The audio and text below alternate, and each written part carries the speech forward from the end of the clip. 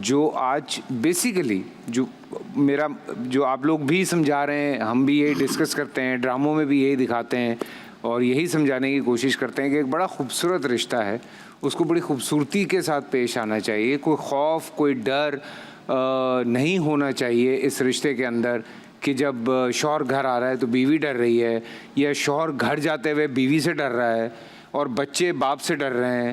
تو یہ چیز نہیں ہونی چاہیے اس چیز کے اندر, یا بچے ماں سے ڈر رہے ہیں. وہ جو محبت والا ماحول جو آپ لوگ ڈسکس کر رہے ہیں وہ بڑی امپورٹنٹ بات ہے. اور جیسے میں ہمیشہ ایک بات کہتا ہوں, میں نے انٹرو میں بھی کہا تھا کہ میاں بیوی ایک پارٹی ہیں, میاں بیوی بچے اس گھر میں رہنے والے لوگ وہ ایک پارٹی ہیں.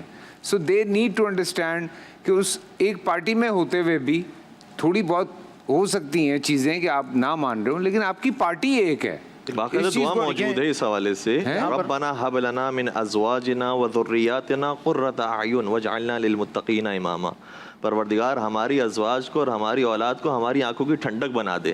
تو وہ جو ایک پارٹی ہونے کی بات ہے نا, باقاعدہ قرآن کریم کی اس آیت کے حوالے سے نظر آتی ہے کہ ایک سکون کا ماحول ہو, ایک ریلیکس ماحول ہے, بچہ ماں باپ سے اپنی بات ڈسکس کر سکے, اسی طریقے سے ماں باپ اپنے بچوں کے ساتھ ٹریول کر سکے. تو یہ ایک پارٹی ہونا بہت ضروری ہے. وجعلنا للمتقین اماما, اور متقین کے لیے ہمیں رول ماڈل قرار دے.